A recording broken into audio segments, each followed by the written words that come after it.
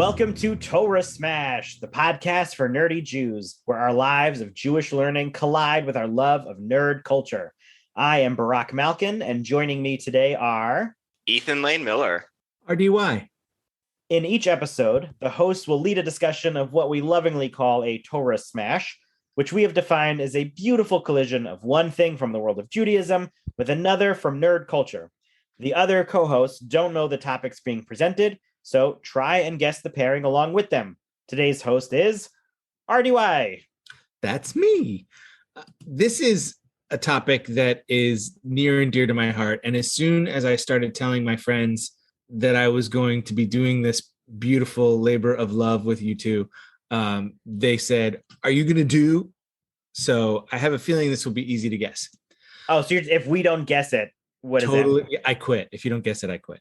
Oh, that's some pressure. That's how confident I am that you're going to guess. So like purposely just throw it out of the park. Eli Barnavi, who's the editor of a historical atlas of the Jewish people, refers to Jewish immigration as integration and distress. This tension between wanting to be accepted as Americans and yet notably different has long defined Jewish identity in America. I have more, but I'm going to stop there and say, what piece of nerd culture does this parallel? When you started with immigrant culture, I had one thing come to mind, and I was like, I'm not going to guess that first because that's the obvious one. I should do something else. And then your description made me go, maybe it's the other thing I was going to throw out of the park as like a backup. So I'm really curious, Barak. I had a very similar experience. Yeah, of like, it's definitely this. And I'm like, well, maybe it's actually the other thing. Oh, okay. So here, Wow. I'm gonna do my number two guess first. Let's do this. My number two guess was X-Men. Yes, that was my number two. I would say, and I would say that X-Men are a very close second to this. It's only based on your description. Yeah, the way that you described what you're talking about. I may or may not have chosen them for a future topic for a future date. May or may not. We may never know. You may never know. All right, and then so if I did guess number two, Ethan, please take it away with what our number one guess is. I really thought it was going to be Superman as number one guess. Yeah. Oh yeah. Great. 100%. Yeah. It's Superman.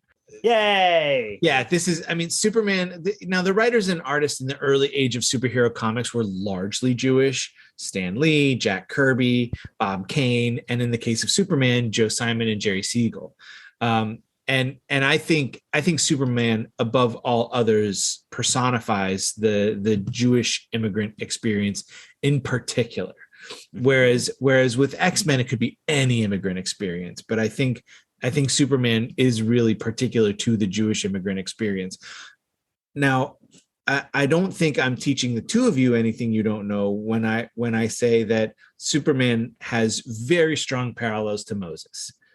I was holding back. I was like, I don't know if we're going to talk about it. This isn't our Passover episode. But it's super obvious. Like the getting put in a basket, going down the river, which is just like getting put in the pod and going into space, being raised by strangers. Well, you missed they both have a blanket that's wrapped around them that is they then use later on in life as well as like a cape, shawl, or type of thing. And in the movie, in the Superman, the movie, like which one? Oh, the first one. Okay. And with the baby Kal-El comes out of the crater and he's just standing there naked as a jaybird. And in the Torah in Exodus, all the Pharaoh's daughter has to do is glance at him and go, "This is a Hebrew baby," and she knows that because he's naked and he's circumcised. So I didn't know that he was like. Well, he was wrapped in the blanket. Did he do what Superman did and just stand up in the reeds and go, look? In the text, it doesn't say wrapped in a blanket. Wow. Oh, he probably wriggled him. I have two kids. He likely wriggled himself out of that thing by the time he got down to the cat. There's that too. Yeah. That too. The text talks about bitumen and pitch. Talks about laying him in the basket and putting him down the river. Actually, the word for the basket is the same word they use for the ark. It's a teva, and it refers to a particular type of nautical vehicle that has no rudder, no sails, no oars. It is guided only by the current. A nautical, you like a ship, like a vessel, a spaceship, a ship. But it doesn't have to, but it has no size. Teva is not restricted to a size. Whereas we think of like, rowboat is a certain size and yacht is a different size. But a Teva could be any size. It could be for 2 of every kind of animal, or it could be for 1 little baby. And wait, so we don't know what the size of the basket is that Moses is in, you're saying? We would assume it's, just his size.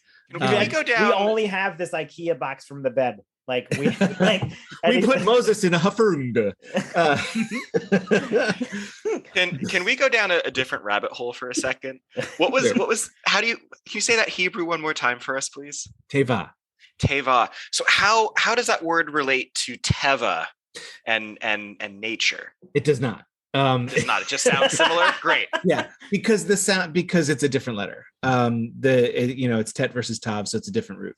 But okay. Which I'm sure at one point of Hebrew the 2 letters sounded different, but today they don't. So It confuses us English speakers. But the thing that really distinguishes a teva is that it is guided by the current, guided by nature.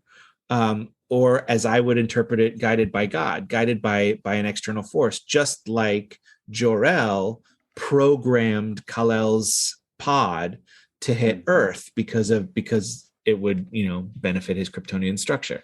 Nice. I'm hoping, and I don't mean to cut you off. There's I had done something similar like this as a program once a number of years ago, and there were dozens and dozens, just as many of our listeners, dozens and dozens of comparisons for Superman to Moses. And so like, how deep are we going to go like through those pieces? Like, do you have all of those listed on your paper? Like the names? I don't have all of those in my notes, but I am aware of them. Perhaps acutely. Schuster and Siegel vehemently denied that Superman was based on Moses.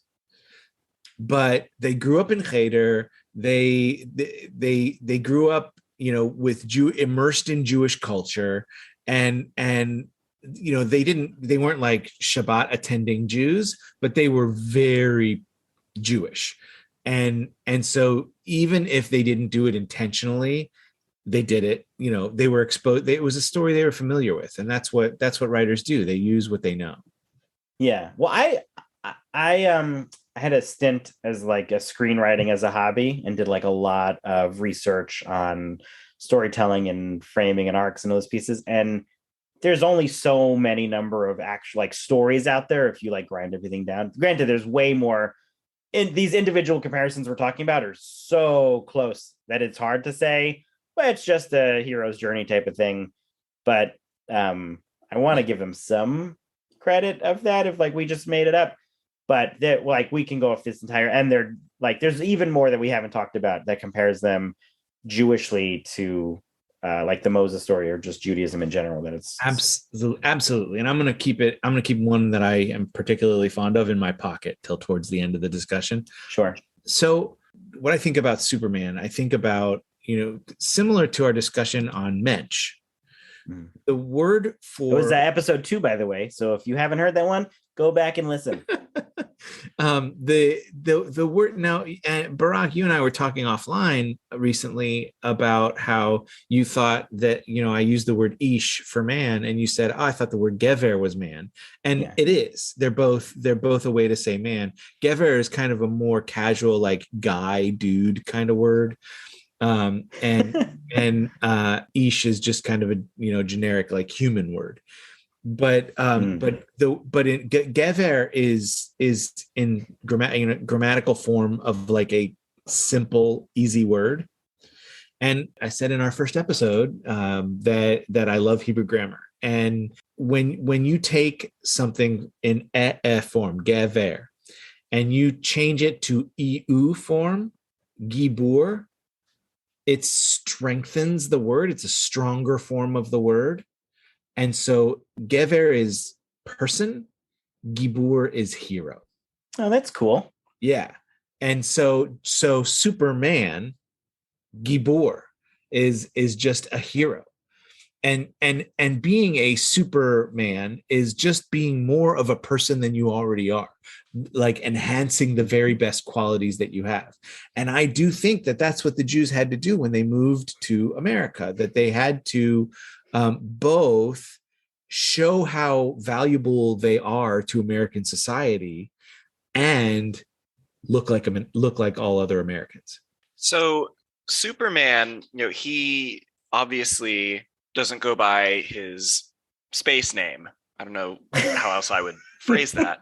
And it makes me think of my own family and my own story. So the Lane part of my last name. It's Lois? Actually, no. That'd be great though. It was Lieberman.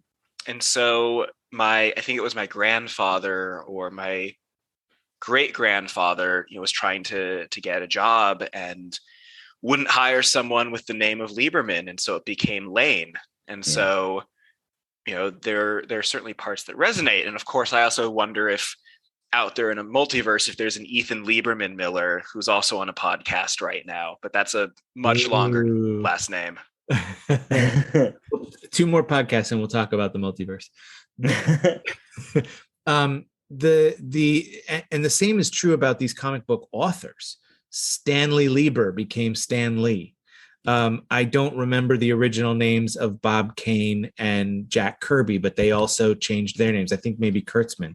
I see Barack furiously Googling.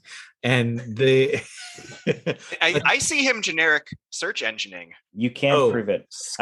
Bob Kane was Robert Kahn. Who's the other one? Jack Kirby. I think he was Jacob Kurtzman. I think Jacob Kurtzberg. Okay. It's even more. I give myself a 75. That's pretty good. These and the concept of changing your name to fit in, but that's also happened to all of us. Barak, I'm guessing your Hebrew name is also Barak.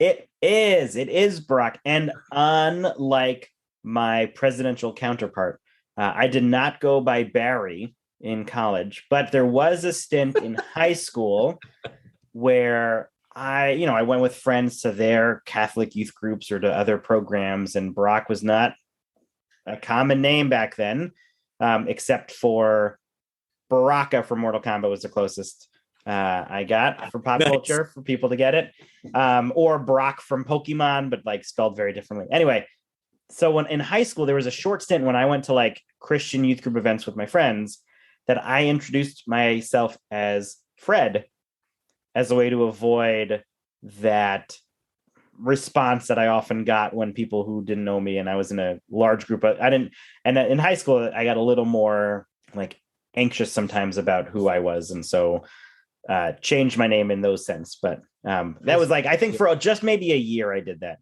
So I don't think there's anybody that would be like Fred if they saw me on the street. No, that's not deep enough of a relationship. But from now on, I'm going to call you that. So Fred's is your English name to fit in. To fit in. Oh yeah, for that 1 year, yes, absolutely. And Ethan, your Hebrew name? Eliyahu. My Hebrew name is Nahum. So our names in Hebrew, Barak, Nahum, Eliyahu, that's our real name. That's who we really are. Barak, David, and Ethan, that's our English name, the name where we live in an English-speaking country, and so our parents gave us these names to fit in. But when we're really being super, we use our Hebrew names. When is the time we most often use our Hebrew names? When we're called up to the Torah. It's an aliyah. It's going up. It's rising toward holiness. And so you have to use your real name for that. I love that. And we had made decisions like growing up. I had that issue with the 1 year as Fred. My wife, her name is Michelle, and so one year she was like one of like 16 Michelles in her class, and so she went by a different name for a little while. In case our listeners are not paying attention, that's Barak and Michelle. Thank you. We made the decision when we named our kids that we really wanted unique names and as close to their Hebrew name as you said, like it's who we are. And even I think the burst of anti-Semitism for a second scared me before we were going to have our first kid. And then I realized we shouldn't hide who we are. I want that to be, they should be proud of who they like. I'm proud to be a Barak now. I don't hide it anymore. I never introduced myself as Fred. And so we wanted that for our kids, is that when they are here, right? Our ancestors did not have that ability when they immigrated over, grandparents, great grandparents.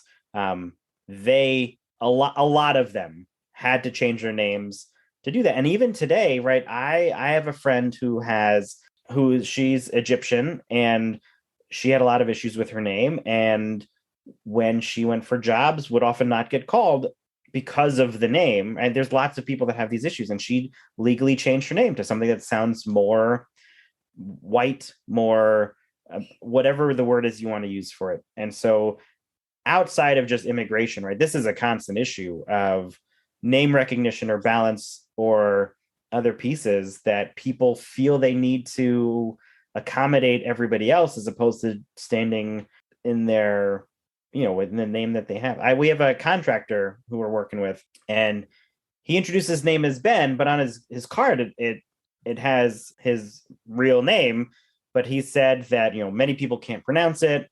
And so he just goes by Ben, even though he prints the name on the card. That is such a common immigrant thing. In a recent, not the finale, but a recent episode of This Is Us, they did the story of Miguel, and Miguel is the husband of the main character. He's the husband of Mandy Moore's character. Is this going to be? I'm like 10 episodes behind. Is this going to spoil something? It's not. It's going to spoil a scene, but it's not going to spoil the show. All right, that's okay. You'll still listeners, please go forward about 15 seconds. Go ahead, RDY. Thank you for your sacrifice, Barak. So there's an episode that's focused on Miguel, and there's a scene where he's applying for a job, and he's sitting in the lobby, and the boss comes out and says, "Is there a mic here?" And Miguel stands up, and we have never in the whole series heard him referred to as Mike. He's always been Miguel, and so he's he does a great job at the interview, gets the job. He hires him on the spot, and as he's standing up, he says, "By the way, my name is Miguel," and he goes, "Oh, it's not Mike, it's Miguel." Like he's like, the boss says it like it's a hard name to pronounce, and he says, "Yeah, I sent in 2 resumes, and Miguel didn't get a call back." Ooh. Yeah. This is exactly what you're talking about. Yeah, and it still happens today, but it's in terms. We can stick with the Jewish side, but like, this is why a lot of people have more secular sounding names, or that they do a Jewish name and a secular name to avoid those issues of mispronunciation, or, the substitute butchering your name on the list is, that you've got to wait for that one. Yeah, it's still there. Like we are recording this podcast in the lead into the summer season. And so a lot of my job right now is HR paperwork. And so I see the names, the legal, given the birth names of the staff I'm hiring and interviewing. And it is still a very, very real thing where,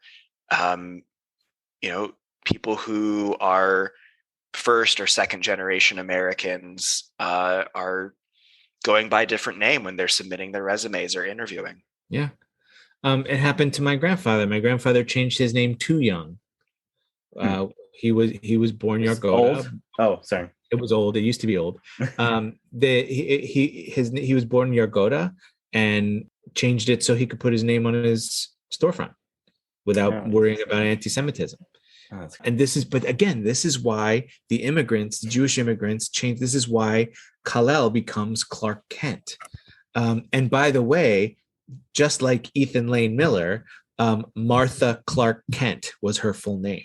It was common in that era for women to, instead of just getting rid of their maiden name, to use it as a middle name. So Martha Clark Kent was her name. Oh, her maiden name was Martha Clark? Yes. Oh. And so she... Wait, what was her first name? Martha. Why did you say that name? I'm like, are you setting me up? Yes, I am. I was almost going to say, like Batman. Right. So Where was I? Kal-El, Kal-El. Martha Clark Kent. The Kents give their adopted son her maiden name as a first name, so they're carrying on both sides of that family, both Jonathan's side and Martha's side. That's cool. Through Clark Kent, the alien baby they find in a crater. Can we also are you guys watching the new Superman and Lois show? Not no. All right. I don't know how much this is. Spoiler alert for that, because we're talking Superman. So the new Superman and Lois show, they have crossed over into the Bizarro universe in one of the recent in this season. Maybe I will watch it. And in it's really good. If listeners, you haven't seen Superman and Lois, it is one of the best shows that DC has ever done. It is so good. A low bar, but okay. They've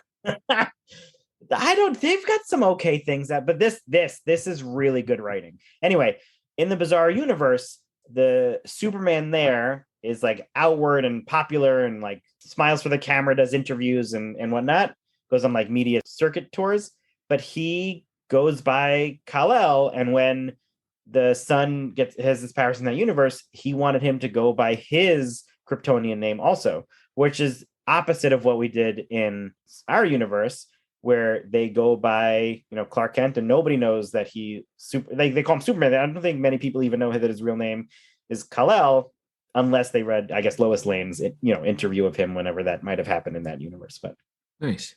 Another thing, like if you want to absorb some Superman culture, yes, All-Star Superman is a phenomenal graphic novel. So I'm not even going to say what it's about. I'm just going to say All-Star Superman. It will be worth your time. And as someone who likes to read graphic novels in your spare time, I'll check this one out. And I have not read that one yet. It's great. So what other Immigrant tie-ins did you have for Superman? Well, the big one is, I got this from Kill Bill Volume 2, where David Carradine. Spoiler alert for Kill Bill Volume 2. What alert was that, Barack? What alert? Spoiler alert. Spoiler? I can just cut this out, guys. Oh. So a spoiler alert. I also will say that I believe that 2 months after the movie comes out, you don't need to warn people. Like Rosebud is a sled. It's okay. Oh my God. What? Here come the emails. In the Crying Game, it's a male. That one I haven't seen yet. Oh yeah. See? It's too but far I know on. It's too far out. It's okay. At the end of Kill Bill Volume 2, David Carradine, who plays Bill, has this great line about his take on Superman. It's a little bit of a long line. He says, a staple of, and I should also say for the people who are going to actually me, I am slightly skipping minor bits of the line. I'm not using the whole thing. He says, a staple of superhero mythology is the alter ego. Batman is actually Bruce Wayne. Spider-Man is actually Peter Parker. When that character wakes up in the morning, he's Peter Parker. He has to put on the costume to become Spider-Man. And it is in that characteristic Superman stands alone. When Superman wakes up in the morning, he's Superman. His alter ego is Clark Kent. His outfit with the big S, that's the blanket he was wrapped in as a baby. Those are his clothes. What Kent wears, the glasses, the business suit, that's the costume. That's the costume Superman wears to blend in with us. Yeah, that was a great scene. Great line. Quentin Tarantino, phenomenal writer. And so like this is also the typical Jewish experience. So I want to ask you guys, like, how have you as Jews ever had to hide your identity to blend into American society? I used to wear a necklace, a Jewish star necklace, outward. I will often wear it inside of my shirt now. And I struggle on those days of that same pride thing we just talked about with the name, right? But that's one change that I do. Like I wish I could wear it as proudly as everybody who wears a cross, and I should be able to. But sometimes when I go places, I don't know if I want to, but I do want to. I don't know if I'm brave enough to. I see. That's interesting. I'm at the point in my life where I haven't had to buy t-shirts in years because all the t-shirts I get are camp or nifty or this or that. And so in a lot of ways, I'm broadcasting my Jewishness a lot, but I do think about one summer in high school, I did like a 2-week debate camp at Baylor University in Waco. As I'm sure everybody knows, Waco famous for having a very large Jewish population. It's a joke. Yes.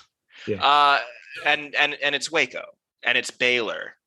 And I remember I was walking outside one day and like someone across the street just turned to me and out of nowhere yelled, "Hey, are you Christian?" And I remember I like paused and I had to really think about how I wanted to answer this question. And I said yes and just kept on walking. Because like at that moment in time, like high schooler at night in Waco, Texas, I was like, I don't want to be Jewish in this situation right now. Yeah. That's tough. I'm trying to think if I've had other situations where I've shifted and like covered up my Judaism. Like we have mezuzot on our doors.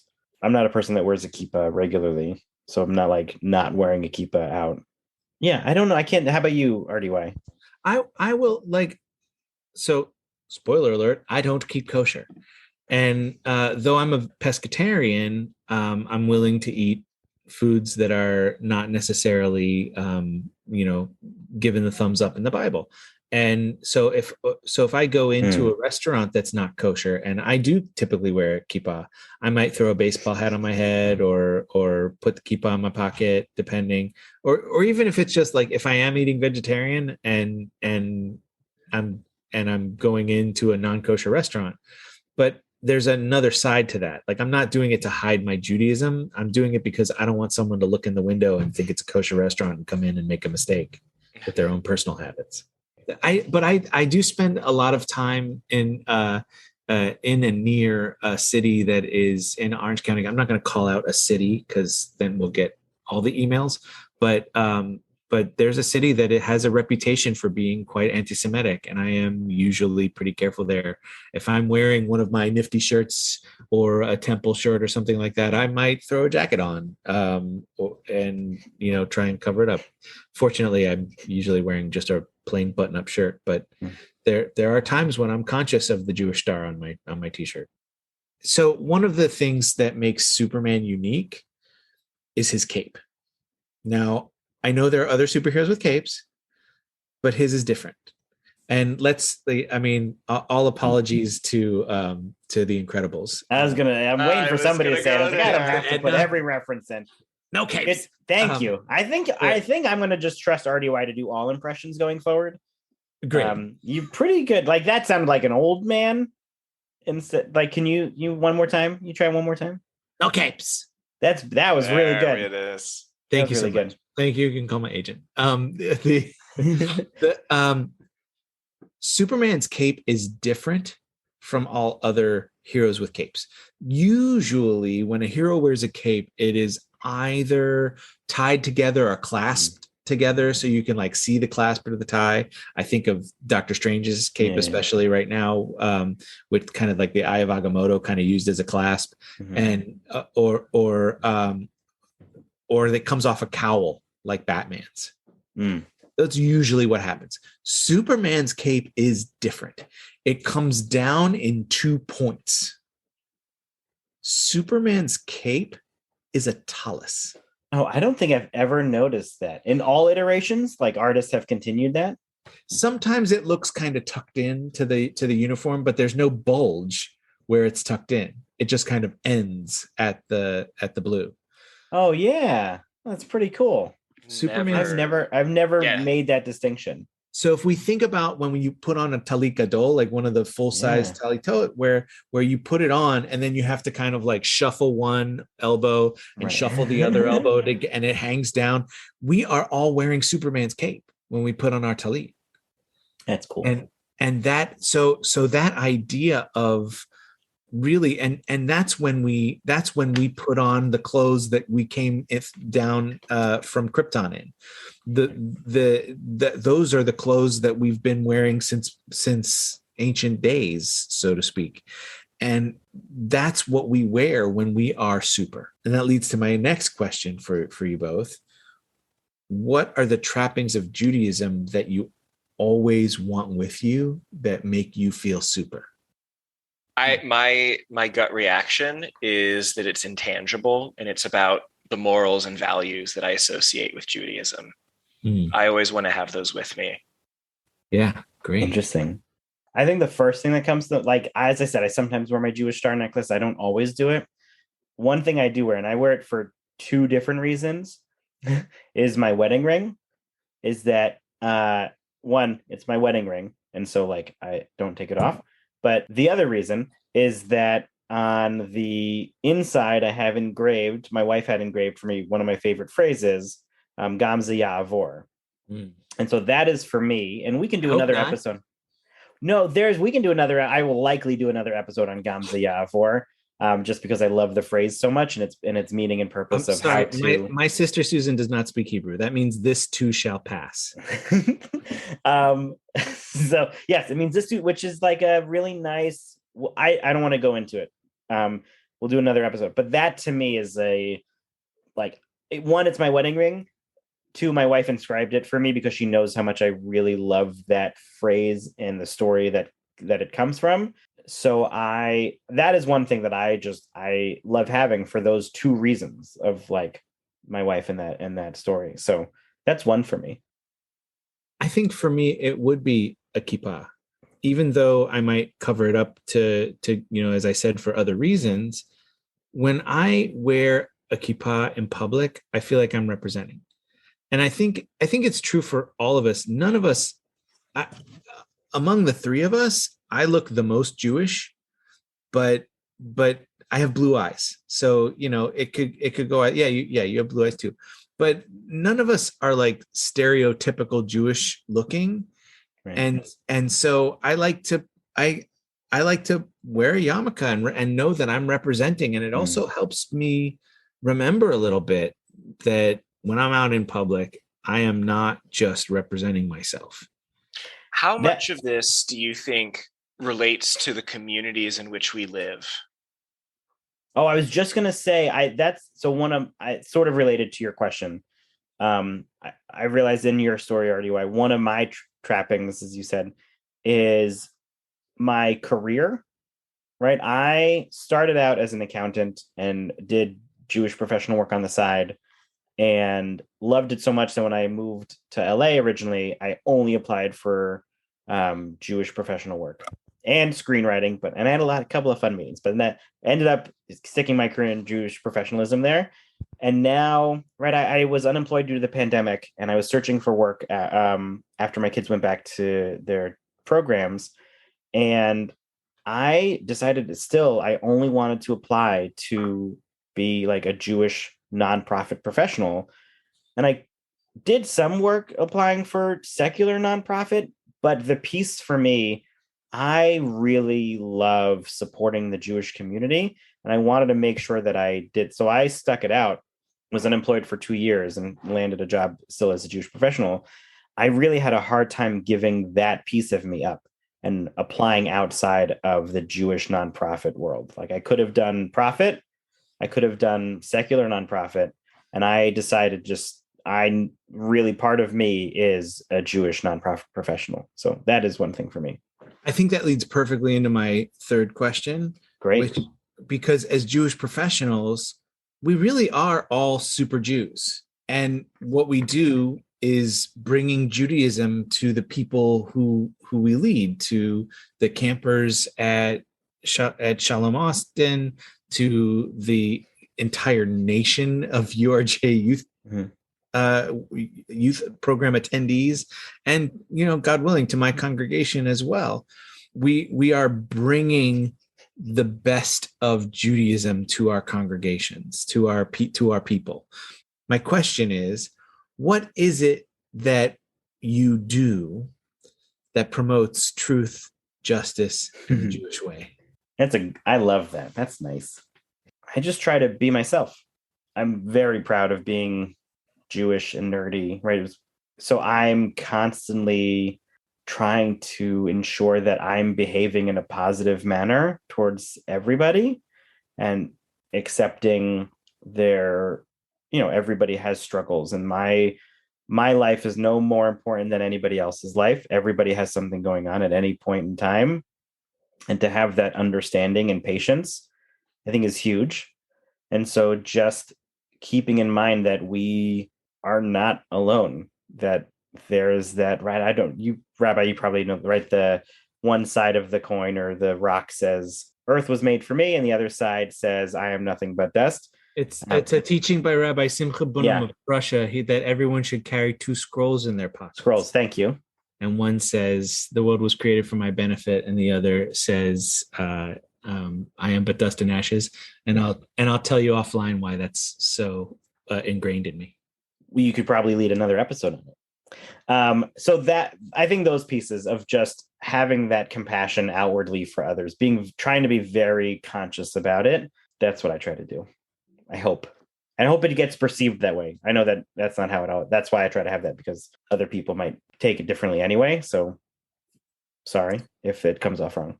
I think it comes off exactly like that. And that's part of why you and I connected so strongly, 9 years ago when we met at a Nifty event. Yeah. Or we met at a biennial. We met it, or do we meet at Dallas? In Dallas? Yeah. The youth convention? Yeah. I thought the big secret was biennial was just a Nifty event for adults. Oh, that's no secret. It's a secret identity of Nifty. That's no secret. Right. It puts the biennial puts the glasses on, and everybody goes, we can tell you're still Clark Kent. Hey. You're Superman and Clark Kent. Nifty biennial convention. Yeah. I think for me, it comes from this place of wanting to be the adult that I would have loved to meet when I was a kid, partially. And I think the other part is do the right thing. And that's both like a very specific and very non-specific answer. Just do the right thing. I like the first. I really like I like both parts. I'm not saying one is worse. Well, thank you. That you want to, what was it that you want to be the person that be the adult that a young Ethan would have really liked to meet. I do something similar with my kids, that I'm raising them. Not that I don't care if they cry. I care if they cry, but I'm not trying to raise a happy kid. I'm trying to raise a good person. And so that is constantly on top of the piece. And sometimes emotions are necessary, and I allow them to have those, because ultimately it's not about them being happy in the moment. It's about them learning to be a good person. So that ties to me what you said, because that's what I try to do in what we try to do in our house. I mean, we're both tying it back to being a mensch in its own way. This is the Immigrant episode. If you haven't heard, go back to episode 2 and learn about being a mensch. Yes, being a super mensch is super important.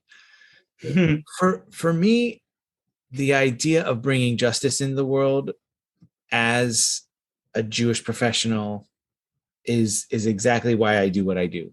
And to illustrate it, I was invited to take part in an amazing program that I did like 6 or 7 times, bringing teenagers to New Orleans to rebuild after Hurricane Katrina.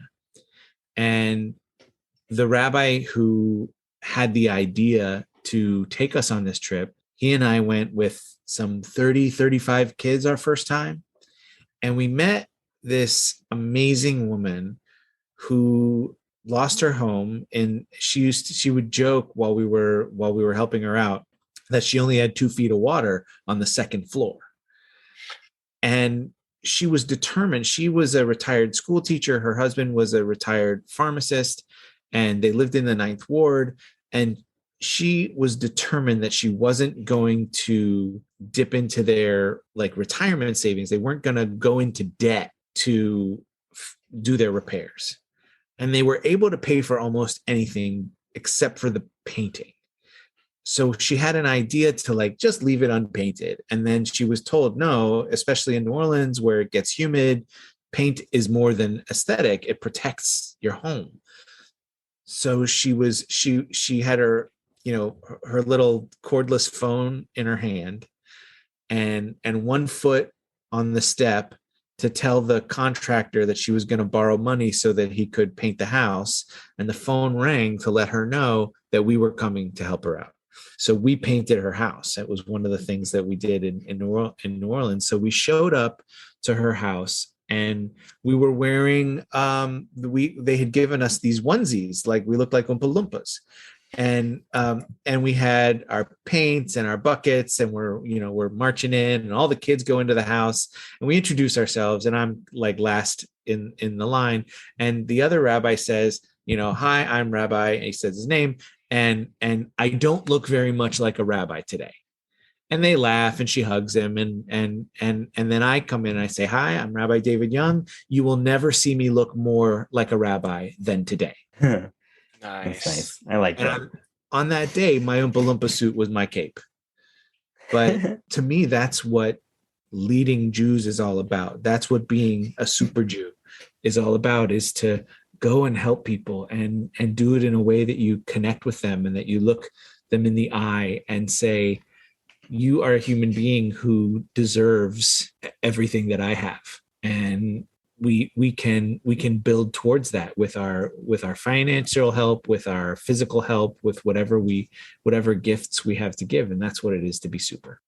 That's nice. And I think tying it back with the immigrant story a little bit as well. It all tied to the immigrant story. I'm just saying that sure. when our parents, grandparents, great grandparents came over, yes, they hid who they were in some ways, but right, the stereotype of Jews being accountants or Jews being lawyers or whatever is because a lot of Jewish people at that point took those jobs because they were very skilled in those areas and others were more skilled than others at that time. And that's what the stereotype comes from, them taking those jobs that not a lot of other people took. And so they took their talents and their skills to help those around them while still hiding who they were in their essence for the most part. And so I think that is, so thank you to anybody who's immigrated and still helped those around you, even if you were hiding who you were. Yeah. And I also think that the desire to push ourselves to be the best Americans we can be is what has led so many Jews to be Nobel Prize winners, to be on the lists of people who have XYZ achievement, the entertainment world, and these comic book authors. Lee, Kirby, Kane, Siegel, Schuster, they were writing the stories to show what they hoped for themselves, for their country, and for their people, for their fellow superheroes. Can I ask a Superman question, you guys? Yeah. What if I say no? Well, then, hey, RDY, I have a question for you, and okay, all of our listeners, and except everyone but Ethan. Who is your favorite iteration of Superman? Cinematic?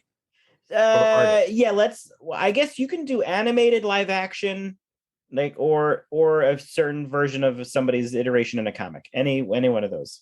I have a real special place in my heart for Christopher Reeve. He was the first one I ever saw. He changed the superhero world. He really did. And that movie changed the superhero world. Yeah, that's what I mean. Yeah. Relying on a lot of Star Wars style special effects. Yeah. And just moving it into the next level. If it weren't for Star Wars and Superman the movie, there is no Avengers Endgame. There is no Doctor Strange in the Multiverse. There is no Spider-Man No Way Home. Like those are all direct descendants of the Christopher Reeve Superman. Totally agree. Ethan, do you have one? I am extremely not well versed, but I also would have said Christopher Reeve for slightly different reasons. Actually, for me, it was about who Christopher Reeve was after he was Superman and after the accident and the type of person he was. Nice. I have to go with Tom Welling from Smallville. That came out like end of my middle school, beginning of a high school. And one of those origin story things that you've seen in the movies, and if you read the comic books, you got some of those pieces and you knew about Lana Lang and his history growing up in Smallville. But it was so cool to watch him discover all of his powers bit by bit in this new universe of things. And I thought he did a great job. It tapered a little bit there at the end, but I'd say the first 2 to 3 seasons were pretty gold. Yeah. So Smallville came out while I was in rabbinical school. So sometimes cool. And I just said I was in middle or high school. Yeah. So sometimes my studies got in the way of my desire to watch Smallville. Yeah.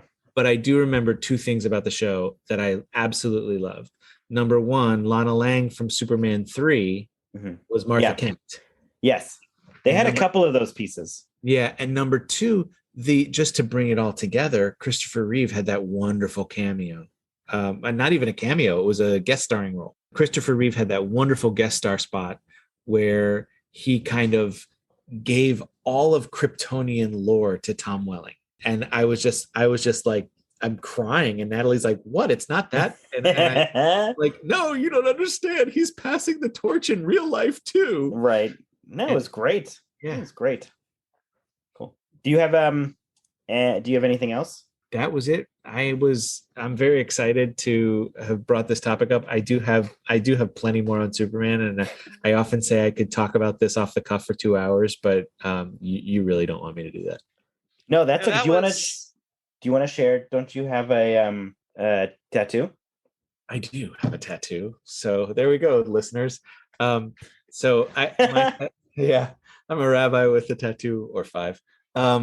So my tattoo is the Superman shield with the words of Micah 6:8 overlaid on top of it in Hebrew.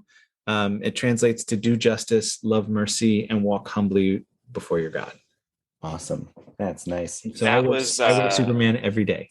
That was a very super episode we just did. Nice. Well, that'll do it for this episode of Torah Smash. Our fiscal sponsor is Jewish Creativity International. Our theme music was created by Sean Fogel. You can check out Sean's bands and studio work at www.thesleepywest.com. Today's episode was sponsored by Congregation B'nai Tzedek, a Reform synagogue in Fountain Valley, California. Their super congregation and amazing rabbi are always ready to welcome new members, spiritual seekers, or just curious people who want to experience an amazing Shabbat service. Anyone who wants to come in and pray with them in peace will always be welcomed with great love. Congregation B'nai Tzedek is where you matter. You can learn more about Congregation B'nai Tzedek in our show notes. We want to hear from you and continue today's nerdy discussion. Go to torahsmash.com to find where to connect with us online, email us directly, find previous episodes, and more. And as his first lead host episode, Rabbi David Young will end us with his famous Jewish podcast superhero impression. Torah Smash!